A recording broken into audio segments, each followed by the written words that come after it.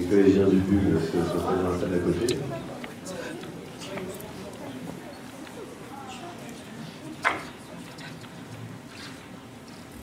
Alors moi, je voudrais commencer mon intervention par d'abord... je me suis un petit peu présenté tout à l'heure en disant que j'étais chef monteur sur la série. Évidemment, on ne commence pas avec les chefs monteurs en étant chef monteur. On commence par plein d'autres étapes qui mènent après ce métier-là.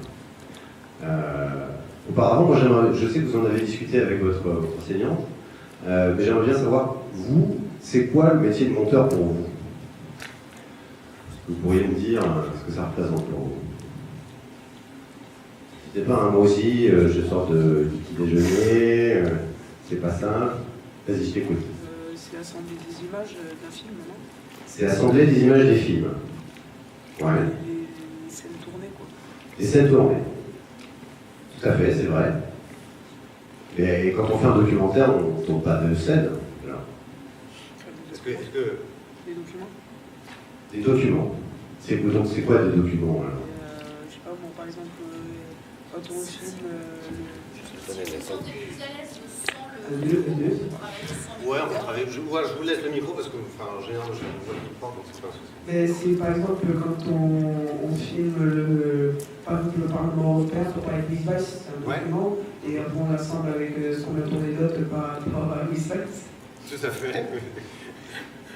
C'est vrai, donc on a plusieurs types d'éléments. On a des éléments qui issus d'un tournage. Donc vous avez vu, donc, je parlais du Parlement européen tout à l'heure, mais c'est. Bon, ça c'est ce que le chef opérateur, le cadreur, l'ingénieur du son, quand il y en a, le réalisateur sont partis tourner une image.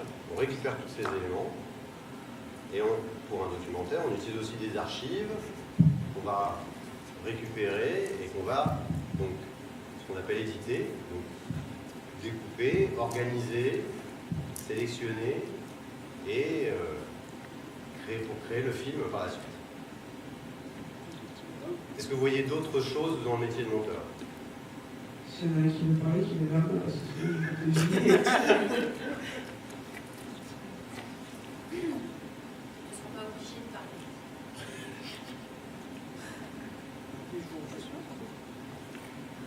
L'idée c'était de le faire passer à vos camarades, mais ils ne sont pas très bavards. Pardon? Mais parlez au moins. C'est pas le téléphone arabe. Le métier de monteur, c'est un métier d'écriture et qui a à voir évidemment avec ce que fait le scénariste dans un premier temps, puisque avec tous les éléments qu'on a, on va les sélectionner pour retrouver et écrire le scénario en images et en son que le scénariste a défini. Et donc on va ce qu'on appelle tamiser tous ces éléments. Vous avez vu, il y a énormément d'éléments issus du tournage ou issus des archives. Donc on va travailler étape par étape pour tamiser, organiser le propos du film et retrouver une narration par la suite. Évidemment, on utilise des images et des sons pour faire tout ça. Ça, c'est donc le travail de base du monteur. Il y a aussi il y a une autre part, il y a une grosse partie technique, puisque on est chargé aussi de la qualité des images et de la capacité aussi qu'on a à rentrer ces images dans ce qu'on appelle les stations de montage aujourd'hui que vous avez dû utiliser, que vous allez utiliser. Je ne sais pas si vous en êtes... D'accord, vous n'avez pas encore eu. Vous allez utiliser. Et puis, aujourd'hui, le métier de monteur a évolué, surtout en télévision, puisqu'on va fabriquer jusqu'au produit fini, jusqu'au ce qu'on pourra appeler, ce qu'on appelle dans le langage professionnel le PAD, c'est-à-dire le prêt à diffuser, le programme fini qui comporte l'étalonnage, l'enregistrement du commentaire, le mixage, la fabrication du fichier vidéo et l'envoi à la régie finale. Donc un monteur, c'est quelqu'un qui chapeaute tous ces éléments-là et qui va pouvoir, à partir d'éléments extrêmement disparates, extrêmement différents, comme des images, des sons, de la musique, des interviews, des archives, des rushs, on va organiser tout ça, découper tout ça pour fabriquer le film. Donc on est vraiment dans un métier qui allie en même temps des fortes compétences techniques et aussi d'écriture au niveau dramaturgique, au niveau évidemment contenu de ce qu'on va raconter, et puis après pour aller jusqu'à l'envoi, jusqu'à la régie pour pouvoir diffuser ce qu'on fait. Alors je sais que peut-être que vous aviez des questions sur la manière dont on arrive, comment on devient monteur. Oui. Vas-y, pose ta question. Il faut faire quelle étude pour devenir monteur? Alors, je te dirais qu'il y a plusieurs manières de devenir monteur. Une manière, traditionnellement, on commençait par faire de l'assistanat. À l'époque, où surtout on montait en pellicule. Aujourd'hui, c'est toujours le cas, on a toujours besoin d'assistants. Quand on a beaucoup de rushs, beaucoup d'éléments à traiter, on va toujours utiliser des assistants pour accélérer le travail, pour nous permettre de tout de suite arriver au montage, plus rapidement. Donc aujourd'hui il y a beaucoup de BTS, donc des études qui sont après le bac, qui permettent d'acquérir une connaissance assez large des métiers, de l'audiovisuel, parce qu'on a du mal à séparer le cinéma de l'audiovisuel aujourd'hui, puisque les techniques sont assez semblables. Et après qu'on ait ces BTS, on peut essayer de rentrer dans le marché du travail en faisant des stages. Avant, c'était des stages en laboratoire, là où on développait la pellicule. Puis on devenait assistant monteur, on triait la pellicule avec le monteur. Et puis au bout des années de pratique, si on avait du goût pour ça et du courage, on arrivait à accéder à monter. Aujourd'hui, moi je peux vous parler de mon parcours. Moi j'ai fait une école de cinéma, j'ai eu mon bac, j'ai fait un bac scientifique, j'ai fait 2 ans d'université, j'ai passé le concours de l'école lumière, et je suis rentré en 1994 dans la lumière, et après 3 ans, j'ai été sur le marché du travail. Et j'ai pas du tout commencé comme monteur. Enfin, pas comme monteur image, comme je le suis aujourd'hui. Un parcours un petit peu sinueux jusqu'à ce que je trouve ma voie. J'ai commencé mes études en tant qu'ingénieur du son. Pour des raisons personnelles liées au fait que je fais aussi de la musique. Et donc, je me suis dit, j'aime le cinéma, j'aime la musique, j'ai essayé de faire un métier qui regroupe les deux. Et je me suis rendu compte sur le terrain que ça n'avait absolument rien à voir et que ce qui m'intéressait dans le cinéma, je ne pouvais pas l'adapter à ce qui m'intéressait à la musique. Donc j'ai fait la musique à côté et je me suis intéressé à l'audiovisuel. Ce qui m'intéresse dans l'audiovisuel, c'est de raconter des histoires.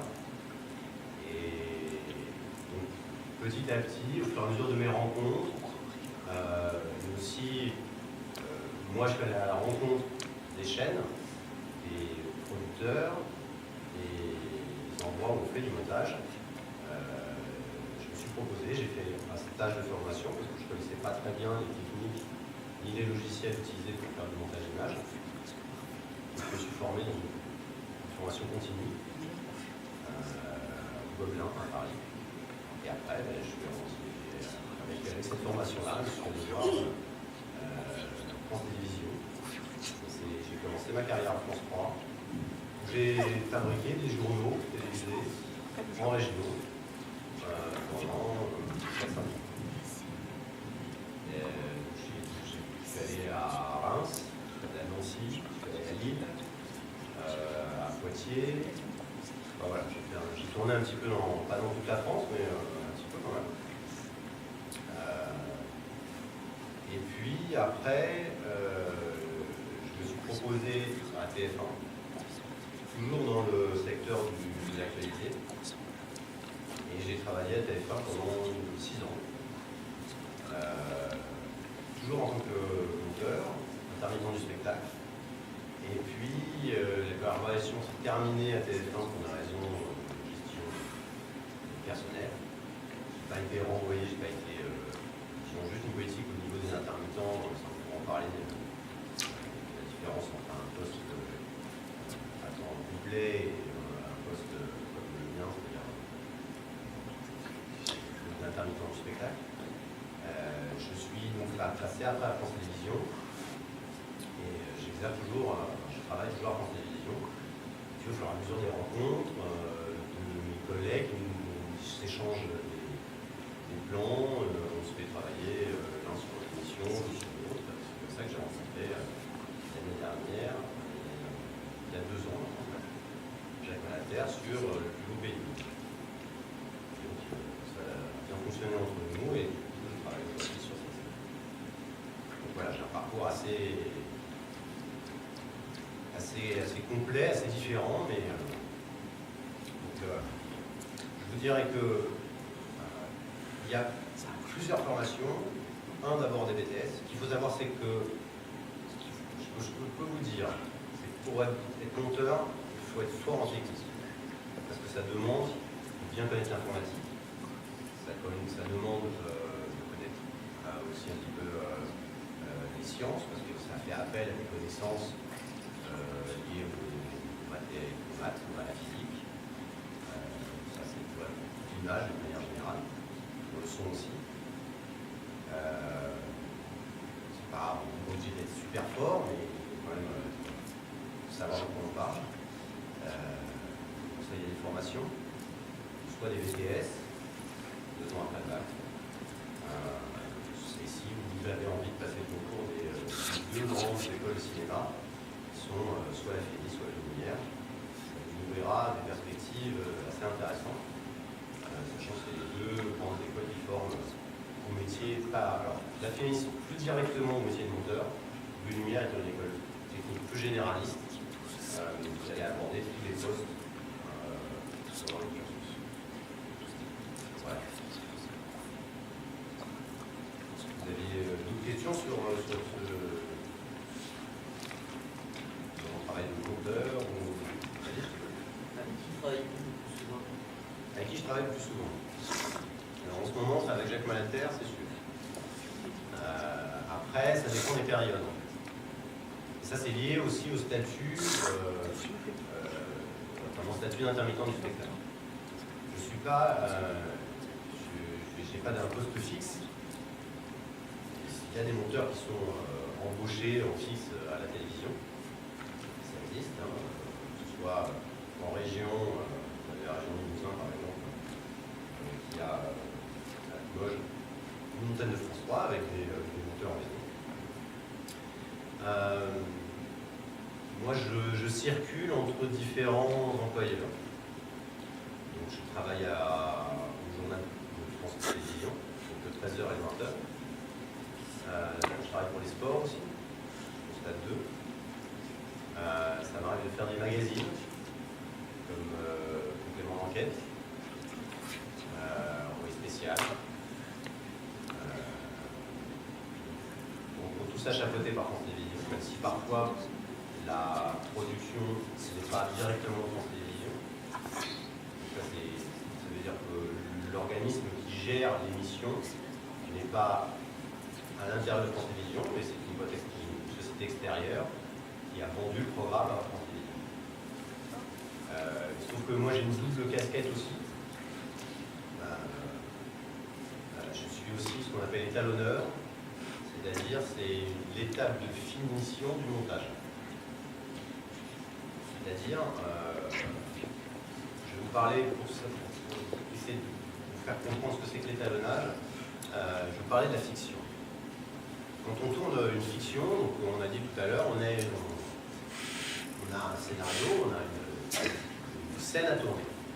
Il y a 3 personnages, on est à l'extérieur, sur une place, Et c'est un dialogue entre deux. Il y a un troisième personnage qui arrive en voiture, il sort de sa voiture, et puis il arrive et il tue un personnage, et la scène se termine comme ça. Donc il y a un peu ce qu'on appelle un peu de cascade, donc l'arrivée de la voiture, il y a un peu de mouvement de caméra un peu compliqué. Donc, admettons la scène, pour tourner, on a mis une grosse demi-journée. On a commencé à 14h l'après-midi et on a fini à 17h pour les dernières prises. Entre 14h et 17h, on est en tournage extérieur, le soleil a changé, donc la lumière a changé. Le soleil à 14h il est pratiquement au zénith, à 17h il est déjà beaucoup plus bas sur l'horizon.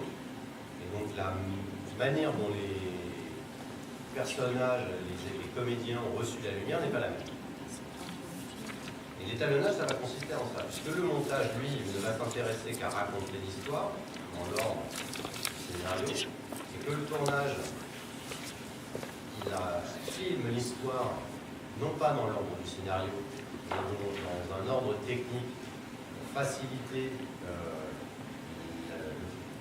tout le côté technique de placement des caméras, placement des lumières, de la machinerie éventuellement, ce qu'on appelle machinerie, c'est-à-dire le travelling, donc poser une caméra sur des rails avec un pied à roulette, des lumières, tout ça.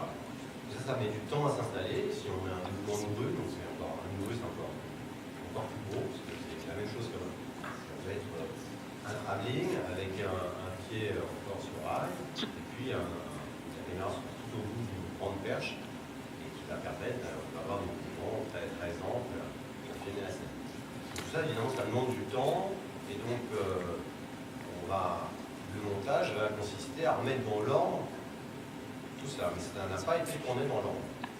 Et le fait que ça n'a pas été tourné dans l'ordre va justement faire que l'image, elle n'aura pas du tout la même couleur d'un plan sur l'autre. Parce que peut-être que le premier plan monté, il a été tourné à 16h30, et que le deuxième plan monté, au contraire, il a été tourné vers 14h. Donc pas la même lumière, même si chez FOP, il fait attention à tout ça, on n'a pas la même lumière, pas les mêmes réglages de caméra, et donc la qualité d'image n'est pas la même. Donc l'étalonnage, on va revenir un petit peu, ça va consister à équilibrer ces images entre elles. Ça va consister à régler ce qu'on appelle la dynamique de l'image, donc le contraste. Ici j'ai un fort contraste, vous voyez, je vais éclairer. Alors, je suis éclairé très fort ici, donc j'ai une très forte lumière, puis j'ai des zones d'ombre sur mon visage, qui fait que ce que vous voyez de moi, c'est pas une image très douce, c'est une image assez contrastée. J'ai des fortes zones éclairées et des fortes zones d'ombre. Donc on va, pendant l'étalonnage, régler tout ça. La couleur de l'image, le contraste de l'image, pour uniformiser la scène, pour que lorsqu'on la regarde, qu'un spectateur qui lui a envie qu'on lui raconte une histoire, ne soit pas gêné par le fait que le premier plan a été tourné à 16h30 et que le deuxième a été tourné à 14h. C'est assez clair? Merci. Donc, je reviens juste par rapport à ce que vous me posez comme question sur ce que je travaille le plus. Je travaille beaucoup à France Télévisions, mais aussi en tant qu'étalonneur, je vais travailler pour d'autres sociétés encore de production, sur d'autres types de programmes. Et j'interviens, mais là, d'une autre manière, que en tant que monteur. Mais je suis parfois amené, en tant que monteur, à faire ce travail-là, quand il n'y a pas cette étape-là de prévu dans la post-production. Il faut distinguer dans le métier, enfin dans la fabrication d'un film, il y a en gros presque 3 périodes. La première période, c'est les stades de l'écriture et de la recherche de fond. Donc l'écriture, c'est Jean-Yves, et la recherche de fond, c'est le producteur, c'est Alex. Vous avez rencontré. Ça permet que, le projet existe au niveau du sujet, de ce qu'on va raconter, du film qu'on va dire, et puis Deux, que le film existe parce qu'il a un budget, parce qu'on lui a trouvé, parce que des diffuseurs, donc des chaînes qui acceptent de diffuser, des gens qui acceptent de le financer. Parce qu'un film, ça coûte cher. Ça peut pas coûter cher, si vous avez des gens qui travaillent gratuitement, mais si on veut en vivre, il faut payer les gens. Donc ça, c'est la première étape du film. C'est une étape extrêmement importante et souvent très longue. Ça peut mettre sur un long métrage, ça peut mettre jusqu'à 4 ans pour chercher un financement. À partir d'un projet écrit. C'est très long. La deuxième étape va consister à faire on se met donc en production. Donc ça consiste en quoi? On a un budget, on a un scénario, donc on va chercher une équipe technique. On a soit déjà un réalisateur qui a participé parfois déjà à la levée de fonds, mais pas forcément. Donc on va chercher une équipe technique pour produire le film, qui va consister en 2 étapes. La première, à faire tous les repérages et faire le tournage par la suite. Donc à préparer le tournage et le tournage. Ça, c'est la production du film. Ici, pour l'instant, il n'y a pas de monteur. On peut intervenir des fois quand le réalisateur nous demande pour une scène particulière, pour des questions techniques ou pour des avis, soit esthétiques, soit narratifs. Mais la plupart du temps, vraiment, de toute façon, les semestradeurs en général, on n'intervient pas à ce moment-là. Ensuite, une fois que le tournage est terminé, on passe en post-production. Donc la post-production, c'est quoi? C'est la grosse part de la post-production, c'est le montage.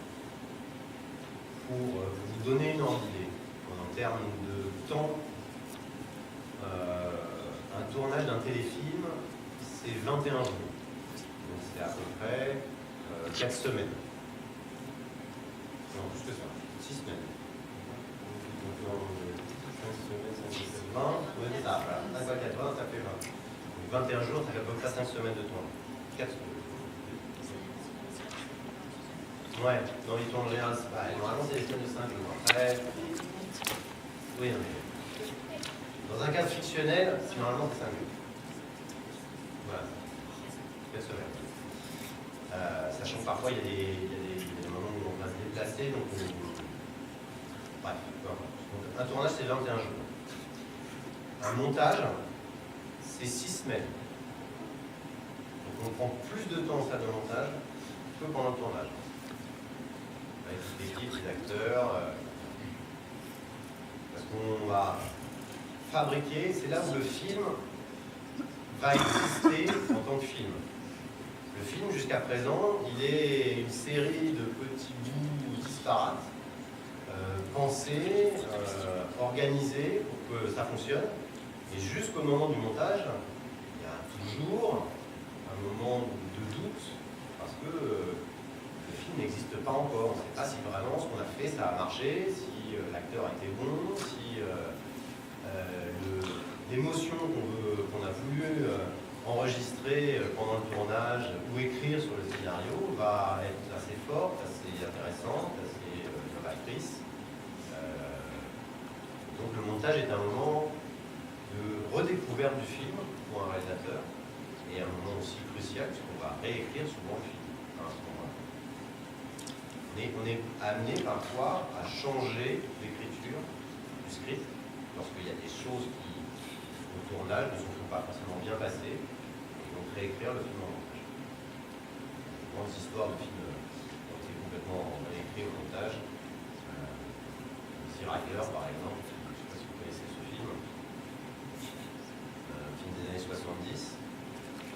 Je crois que ça a à peu près presque 3 ans de montage. Un peu particulier. Une expérience un peu en avant. Donc le montage, il est au cœur de la post-production. On récupère les éléments du tournage, on les organise, on fabrique le film. Et une fois que le film est fait, on passe aux étapes de finalisation, et pour l'image et pour le son, jusqu'à obtenir une copie définitive, pour pouvoir être projeté dans une salle de cinéma ou diffusé à la télévision. Voilà. Écoute. Qu'est-ce que je montre comme film? Alors, j'ai un petit peu répondu à cette question, mais je vais préciser peut-être. Voilà. Comme je vous disais, je travaille donc à la télévision sur au journal du 13h et du 20h. Donc là, pour le journal du 13h, on fait des sujets d'actualité. Ça vous arrive de regarder le 13h ou le 20h, que ce soit TF1, France 2. Oui. Oui. Oui. Ouais. Pas dans le vide. Donc vous avez vu, en gros, un sujet pour la télé, c'est en 1 minute 30, en moyenne. Avec un canevas assez précis, un canevas de base, on a une intro, une TV, un développement, une TV et une conclusion. C'est tout ça en 1 minute 30. Évidemment, ça c'est très classique, on sort de ce cas-ci assez souvent. Ça c'est un type de programme sur lequel je travaille. Sachant que dans le journal télévisé, il y a énormément de rubriques différentes. D'abord, on fait du sport, on peut faire de la politique, on peut faire des sujets économiques, on peut faire des sujets sociaux. Pardon ? Des destinations voyage, du tourisme. On peut faire des sujets culture, sur la musique, sur le stade par exemple. Ça m'est arrivé. Jeunes de banlieue justement qui s'exprimaient vers ces médias. Donc c'est très varié, c'est très différent. Et c'est ça qui est très agréable, c'est qu'on redécouvre, quand on travaille au journal télévisé, tout un tas d'aspects de la société dans laquelle on vit. On peut faire aussi ce qu'on appelle de l'actu chaude, c'est-à-dire des événements qui ont lieu dans la journée même. Comme par exemple, quand ce qui s'est passé, les événements du 7 janvier, là, Charlie Hebdo, eh bien, on mobilise toute la rédaction pratiquement sur l'événement et on va raconter cette journée de plein de manières différentes, de plein de points de vue différents. Et c'est très intéressant de voir comment justement on peut, avec un même événement, avoir tout un tas de visions différentes et regarder cet événement justement sous toutes ses coutures. Donc ça c'est un des sujets sur lesquels je travaille, l'actualité. Je travaille aussi pour des magazines. Donc, la différence du journal quotidien, le magazine en général a une thématique plus forte, plus définie, comme Stade de Paris. Un magazine sportif qui va traiter du foot, du rugby, et puis des sports un peu différents, comme il y a un sujet sur le curling. Le curling, oui, c'est vrai. Ouais, j'ai fait un sujet curling justement. Ça m'est arrivé au moment des Jeux Olympiques, la préparation de l'équipe de France. Mais je ne parlais pas de ce sujet-là, je parlais d'un sujet sur le freeride, c'est-à-dire un sportif qui, en moto, qui intervient dans des compétitions de motocross entre les rides de motocross pour faire des figures, des sauts. Et il est arrivé un très grave accident il y a 4 ans. Et l'année dernière, il est rentré sur sa moto pour recommencer. Ça témoigne d'un courage personnel et d'une motivation extrêmement forte.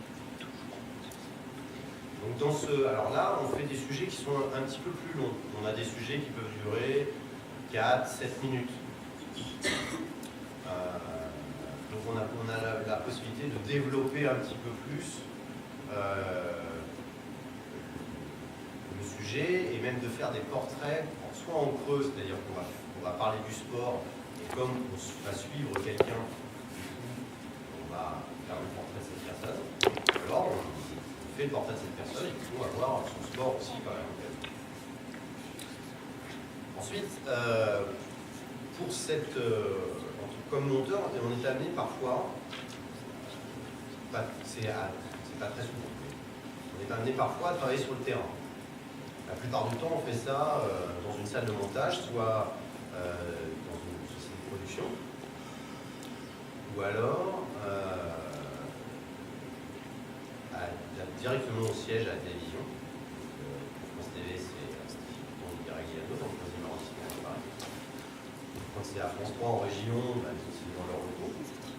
Mais parfois, on peut partir sur le terrain parce que on va suivre une équipe de tournage et on va, dans ces cas-là, monter en soirée le sujet qui va être diffusé le soir même. Je vous raconte un petit peu comment ça passe. Je suis parti au mois de janvier pour suivre le championnat d'Europe de patinage artistique.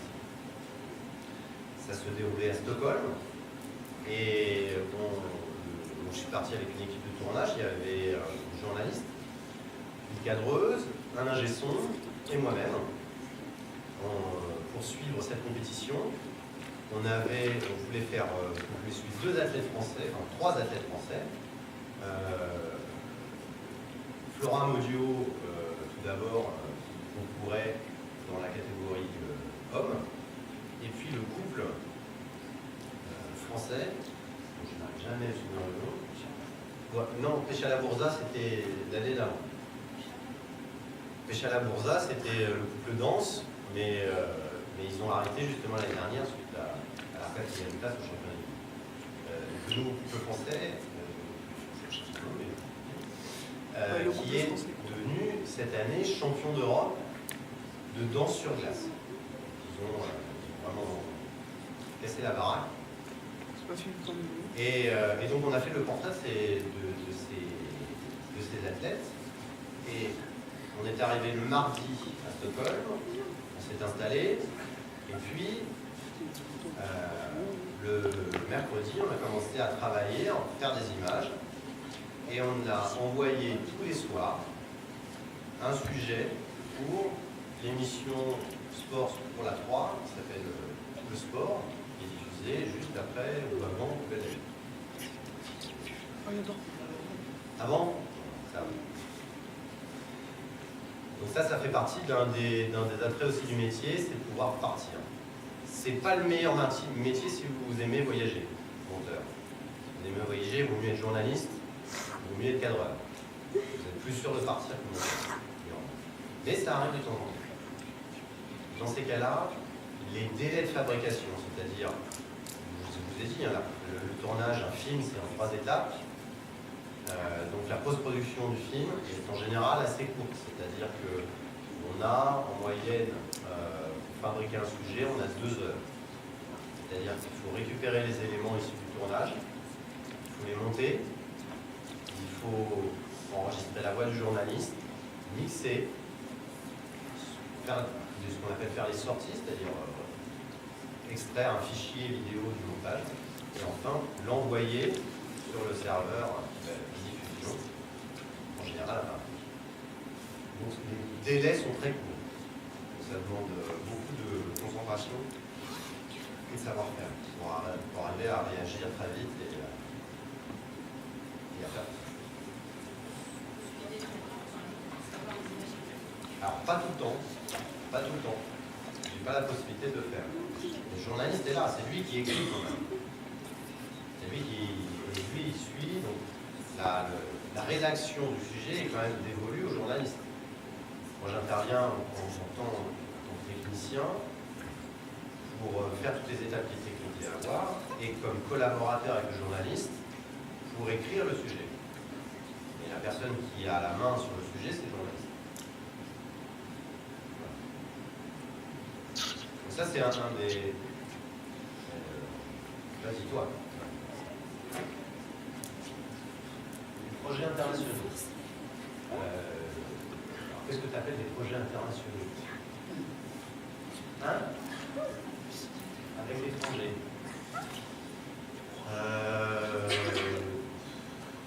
Si ça veut dire que la production peut être étrangère, ça m'est jamais arrivé. Je n'ai jamais travaillé pour l'instant pour des sociétés de production étrangères. J'ai travaillé soit pour la télé française, soit pour des productions françaises. Après, le financement peut être multiple. Sur le plus beau pays du monde, le film animalier qui est diffusé en décembre presse, le financement a été international. La BBC a donné des sous, je crois qu'ils allaient même chercher le producteur, Fred, il a même cherché des producteurs américains. Et la société de production était française. Après, quand tu travailles à l'actualité, tu peux travailler sur des choses qui se passent à l'étranger. S'il y a un événement très important qui va se passer dans un pays qui est très lointain, tu vas récupérer des images qui ont été tournées là-bas. Il n'y a pas eu encore d'équipe maison, d'équipe de France Télévisions qui ont tourné des images là-bas. Et par contre, on a des moyens pour récupérer des images et pour écrire un sujet à partir de ces images qui viennent de l'étranger.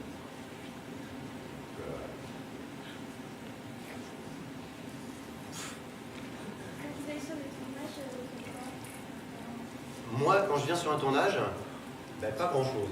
Ça m'arrive très peu. Je me tourne un peu les pouces, en fait. Parce que j'ai pas de fonction sur un tournage en tant que monteur. J'ai rien de spécial à faire. À part regarder, éventuellement discuter, conseiller s'il y a besoin, mais j'ai pas de rôle sur un tournage. Donc j'y vais peu. Parfois, le réalisateur m'invite à venir sur les tournages, mais j'ai aucun rôle.